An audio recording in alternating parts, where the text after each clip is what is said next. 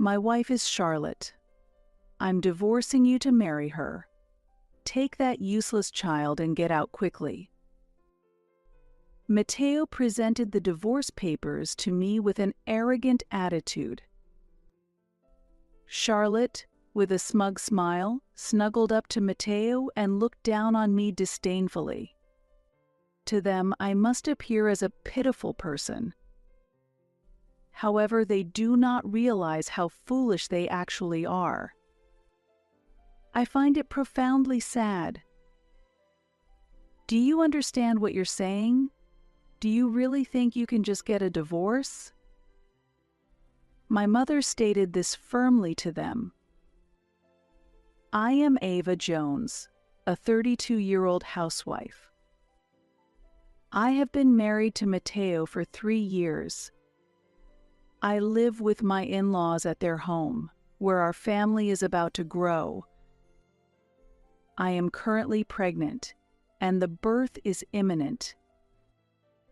Recently, as my belly has begun to show, conversations with neighbors about the baby make me increasingly excited to meet my child. After a long period of infertility treatments, I finally conceived my first child. There were times during treatment when my spirit nearly broke, but seeing my baby's growth during regular checkups always soothed my heart. While I have some nerves and anxiety about giving birth, the joy and anticipation far outweigh them. Incidentally, my doctor has informed me that the baby is a girl. Regardless of whether my child is a girl or a boy, I plan to enjoy whatever path they choose, and I am imagining a bright future for them. Yet Matteo's reaction was surprisingly different. A girl? Really? Yes, that's what the doctor said. No way. What? As soon as he knew it was a girl, Matteo looked very displeased. He was clearly disappointed. Matteo had wanted a child and was very happy when he learned of the pregnancy. But now he even says, I don't need a girl. The reaction from my in-laws was the same, nodding in agreement with Matteo's opinion. Why does it have to be a girl? Absolutely unbelievable. There's no point in her being born. Despite being their own child or grandchild, how can my husband and in-laws say such cruel things so casually? I felt intense anger at their words, but I desperately suppressed it, preparing myself to endure the days ahead. I began to be treated coldly by my husband and in-laws. Ava, take good care of the baby in your belly and rest. My former mother-in-law used to say this to me. However, since the gender became known, she started saying harshly, Hurry up and finish the housework, and you're so slow it's irritating. Furthermore, knowing I was pregnant, they would deliberately make me carry heavy things. Neither my father-in-law nor Matteo helped with the housework at all, they just complained. Are you going to make us eat such awful food? Are you slacking off just because you're pregnant? Dad is right. They only want a boy and see a girl as nothing but a nuisance. Even so, I shouldn't have to endure such terrible treatment. For my child's sake, I have resisted this humiliating situation and protested many times, but they only mocked me more. Whether the coming child is a boy or a girl, they are precious. I continued to argue that they should stop belittling us, but it had no effect.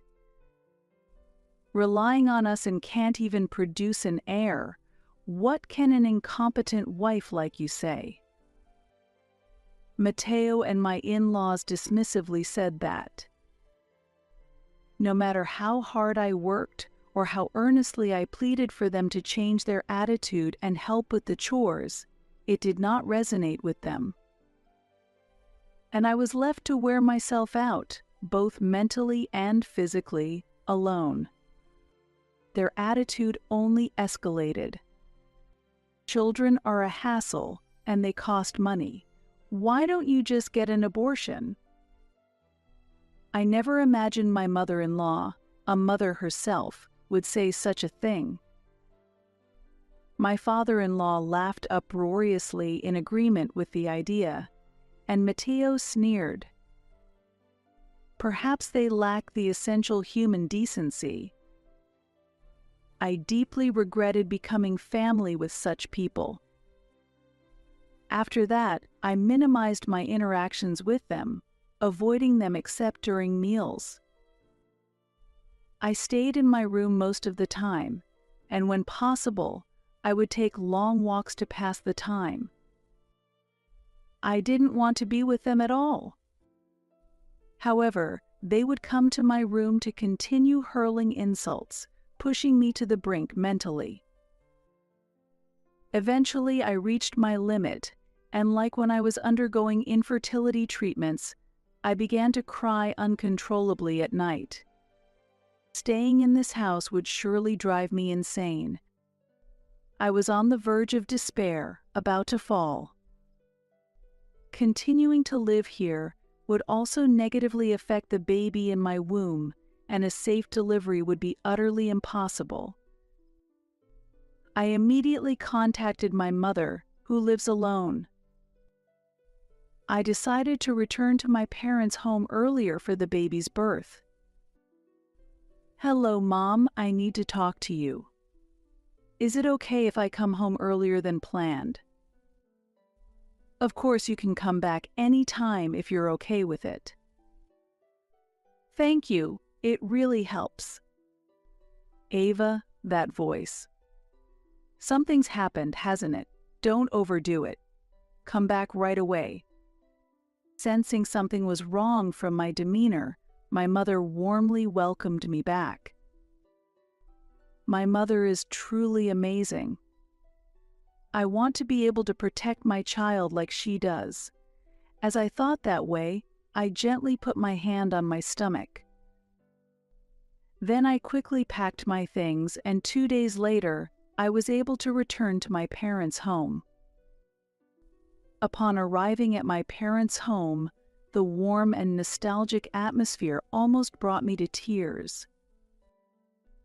The space was so different from the stifling home of my in-laws that I instinctively took a deep breath, and at dinner, I tasted my mother's cooking for the first time in a long while, which was comforting. My mother always cared for my health. In my in-laws' home, despite there being 4 people, I always felt alone, and being back here made me realize how comforting and warming it is to have someone who understands and supports me.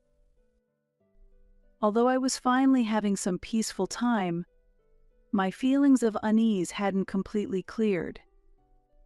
In fact, my distrust towards Mateo and his parents only grew.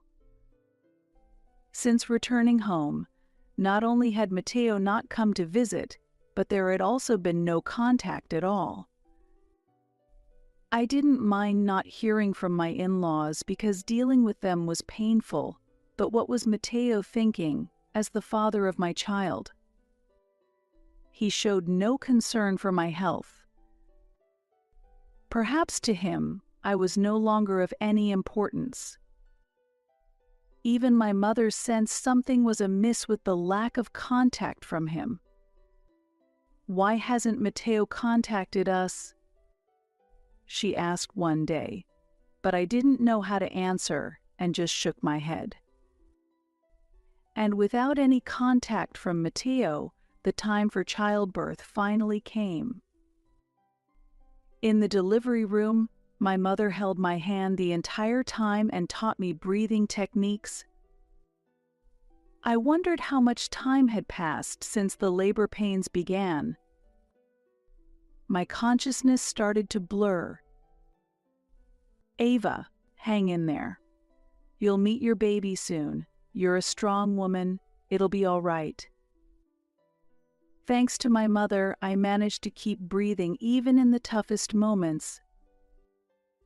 Ava, congratulations. You did great. She's a beautiful baby. With tears flowing, my mother celebrated the birth of the baby. Happiness seemed to radiate from my newborn, and I couldn't stop my tears either. Although my heart was filled with joy, a bit of sadness lingered due to Matteo's absence.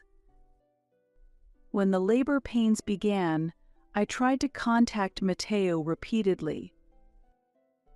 I sent many messages and made several calls, but there was no response, only the impersonal electronic tone of the phone ringing endlessly.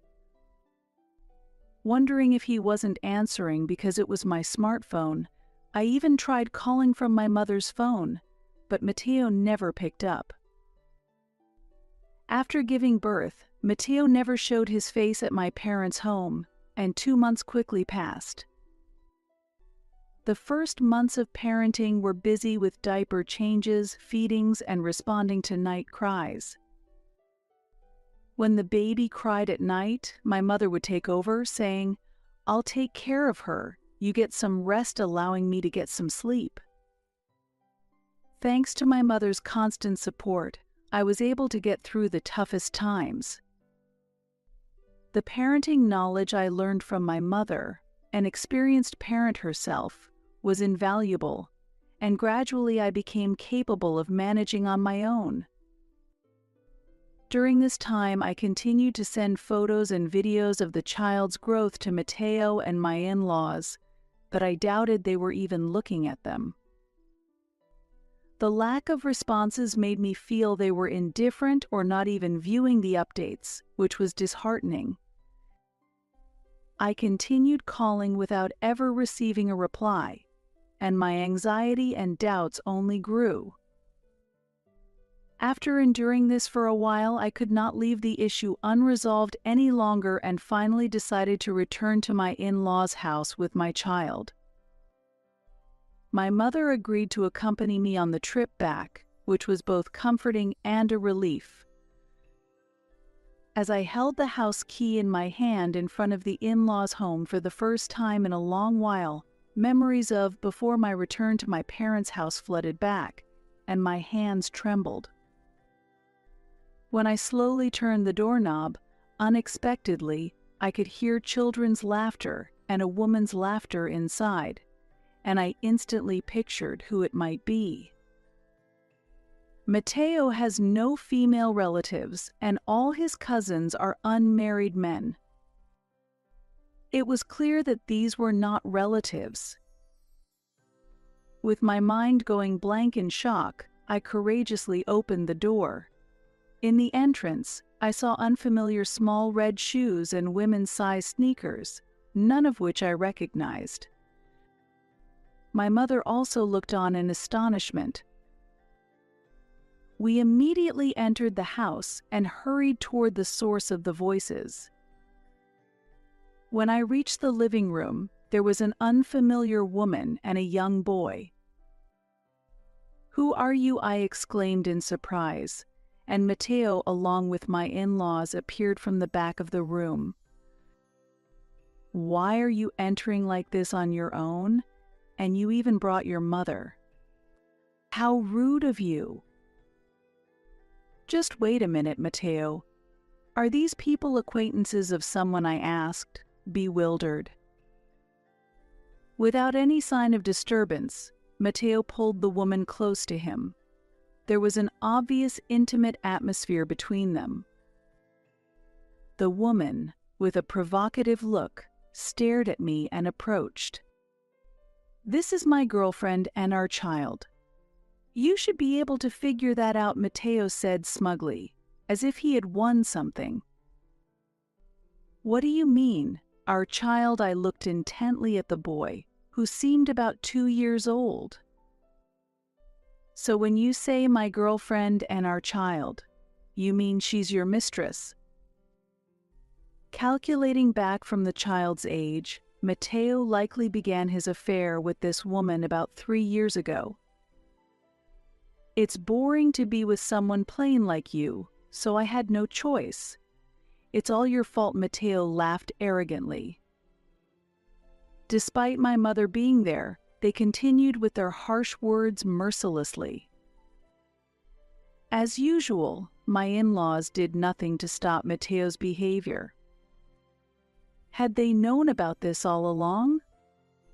No, they must have known from the beginning, and all of them mocked me together. Why must I, who has done nothing wrong, continue to be insulted like this? Sorry for stealing Matteo from you, the mistress sneered. Her name was Charlotte, and she was 26 years old. Charlotte worked as a bottle girl, and it all started when she met Matteo, who came in as a customer.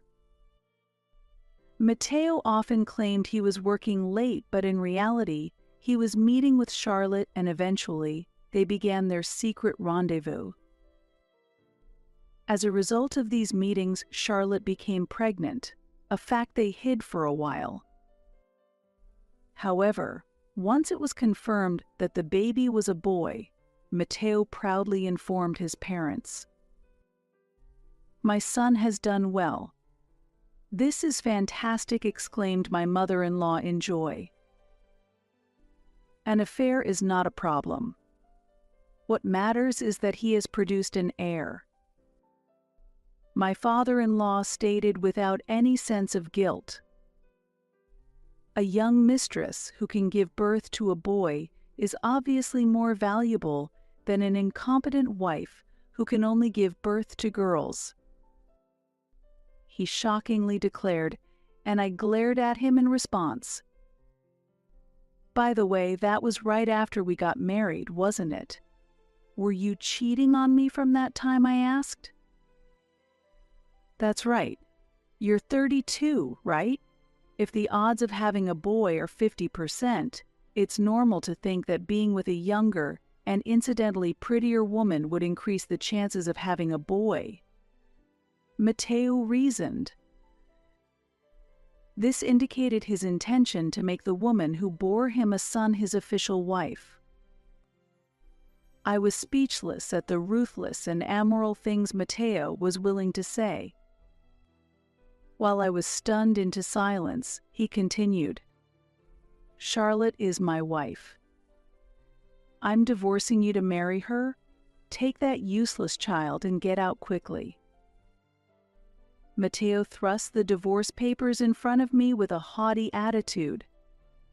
Charlotte snuggled up to him with a smug smile, looking down on me disdainfully.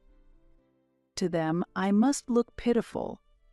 However, they are unaware of how foolish they actually are. I find that profoundly sad. Do you understand what you're saying? Do you really think you can just get a divorce? My mother said firmly to them.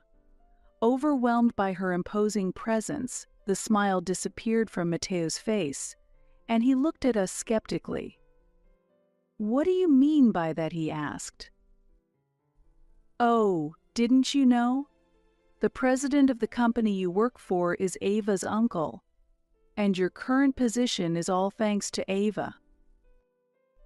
Ava's uncle Matteo was visibly shocked. Indeed, the company Matteo worked for was managed by my uncle, my mother's brother. Matteo's promotions had not been due to any exceptional work on his part, but were all because of connections. If you divorce Ava, you'll also lose that position, my mother continued. Matteo had no idea. I hadn't told him deliberately so. He had a high pride, and learning that his promotions were not a result of his merit, but were facilitated by my uncle would likely infuriate him. Or, knowing the familial connection, he might take an even more arrogant stance or slack off at work. Either outcome would not have been favorable. Matteo and his parents were rendered speechless by this revelation. They were stunned to learn that the family of the daughter-in-law they had been looking down upon was actually the president of the company that supported their lifestyle. Ignoring their shocked expressions, my mother calmly continued, "By the way, you're no longer welcome at our company." "What? Why?" Matteo stuttered in confusion. "Well, you've been embezzling company funds, haven't you? That's already been discovered by the management." I was truly shocked when I learned this from my mother during my visit home. If this became public, police involvement was inevitable. "Even if you try to divorce and run away, we'll just report you to the police. What will you do now?" My mother's tone was calm, but Matteo's complexion turned pale instantly. Seemingly overwhelmed and unable to form words, Matteo gaped, shaking slightly. We waited for him to speak.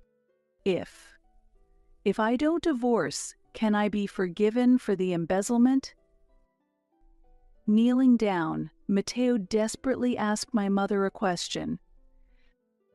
However, my mother shook her head without changing her expression, denying his plea. "There's no way that could happen. What you did is a crime. It cannot be forgiven." After sighing deeply in disbelief, she glanced at Charlotte and continued. "You said you were going to divorce Ava and marry this woman, didn't you? As a man, it looks bad if you don't follow through on your decisions.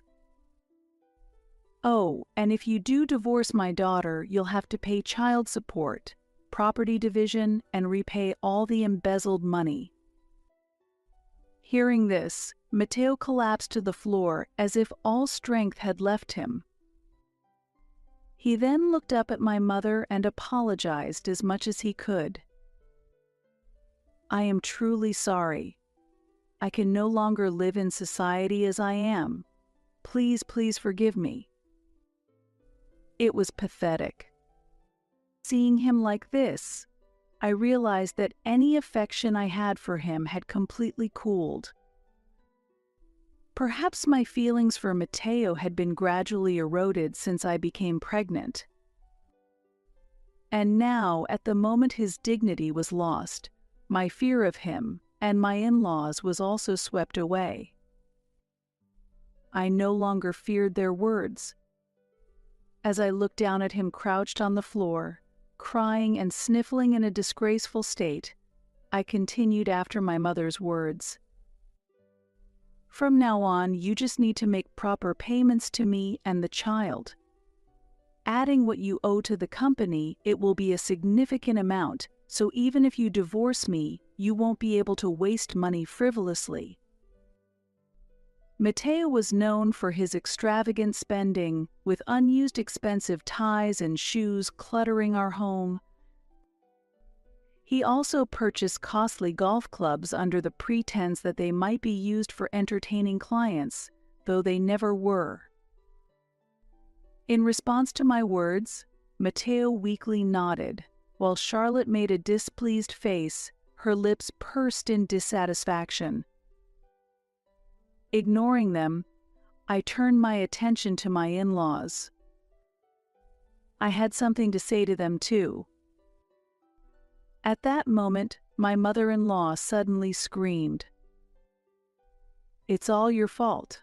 Because of you. We've ended up living like this." Matteo's mother yelled at me, her eyes bloodshot with anger, as soon as she saw me.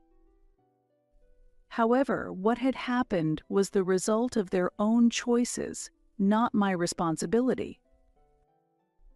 This was a line I had heard before, but now it had no effect on me. However, my mother-in-law was furiously escalating her voice, and I found her behavior somewhat pitiful, swallowing the words I was about to say. Mateo then repeatedly apologized to my mother and promised to repay the embezzled money, so he was not reported to the police. However, he was fired from the company as a result of his actions. A year passed quickly, and currently, my child and I are living happily. The persistent criticism from Mateo and my in-laws had ceased, and I am mentally stable. Looking back, I can see just how abnormal life was before the divorce. Over time, memories of them gradually faded into the distance. Yet one day, unexpectedly, Mateo and his parents appeared before us, as if to make sure they were not forgotten. But they were no longer the people they once were. They looked miserable.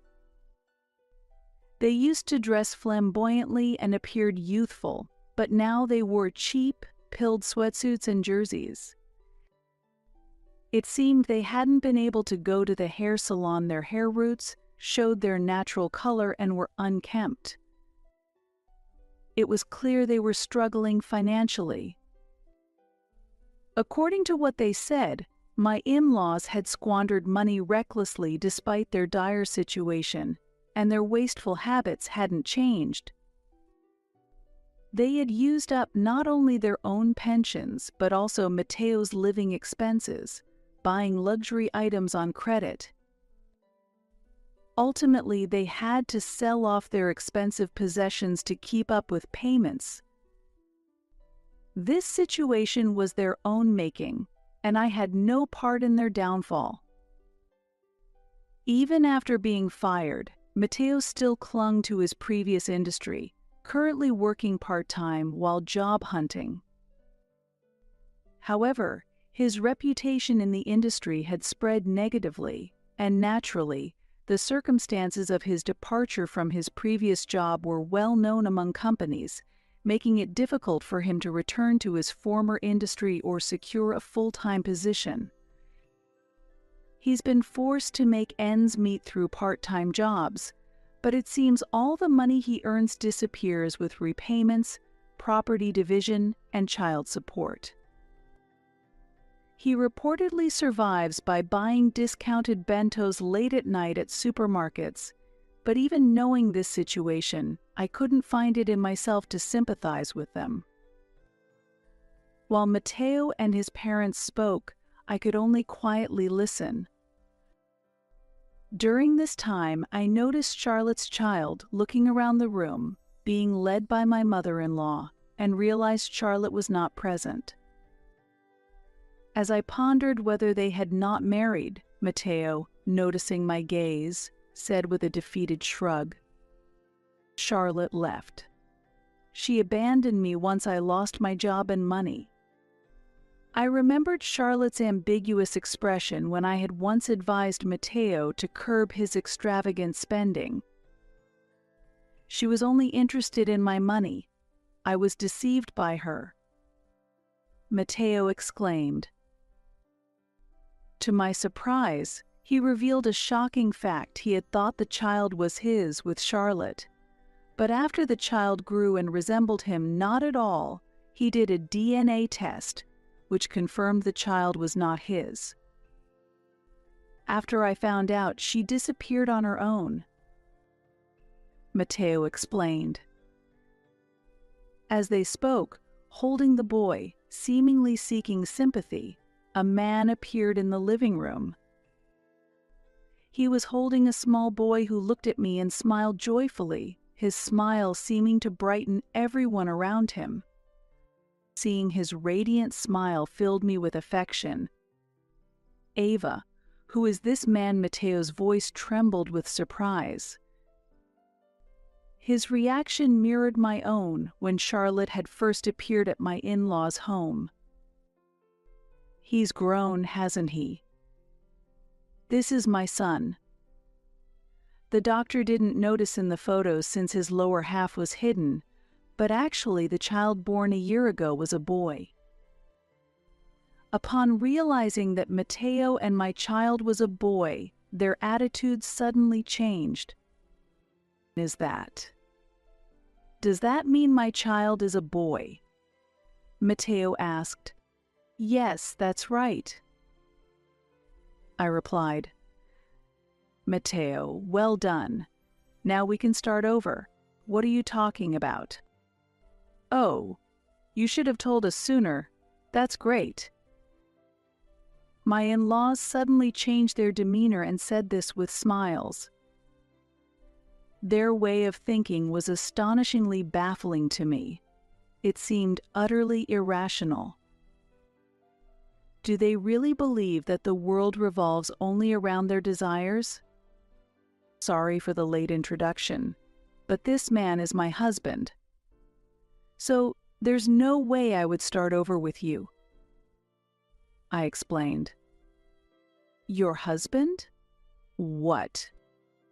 Didn't you hear? This man is my new husband, I affirmed. When I introduced my husband to Matteo, he became furiously red-faced and hurled insults. That's a joke. Were you cheating on me? Don't mess with me. I haven't cheated. I met him after we separated.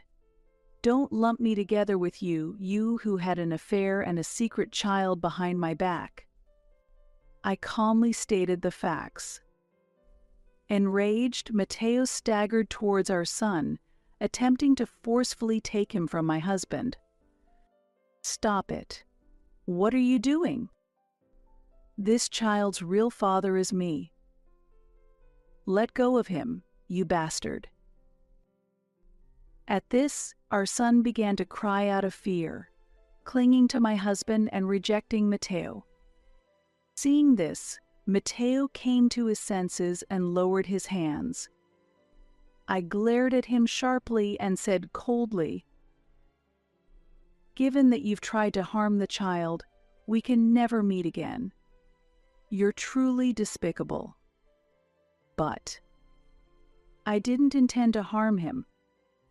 The very fact that you came here uninvited is frightening. If you come near our family again, I will call the police. I warned them. Perhaps frightened by my words, Matteo and his parents hurriedly left our home.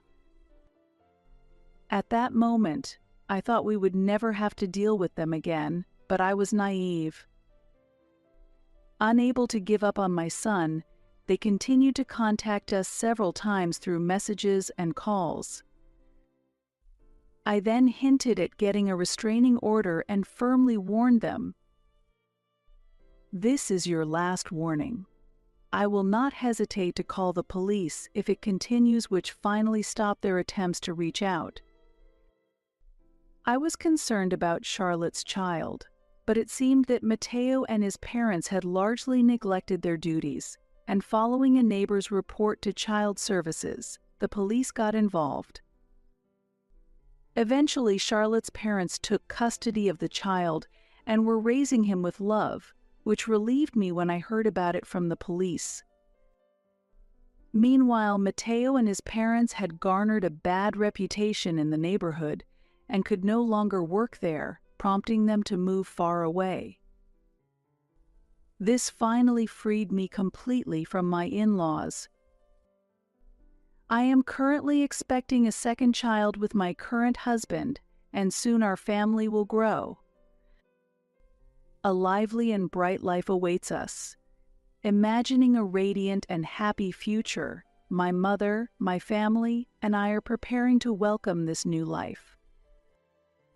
Right now, I am enveloped in as much happiness as possible, and I am deeply grateful to my family, who has always supported me. I have vowed to be a kind and strong woman like my mother, to protect what is important.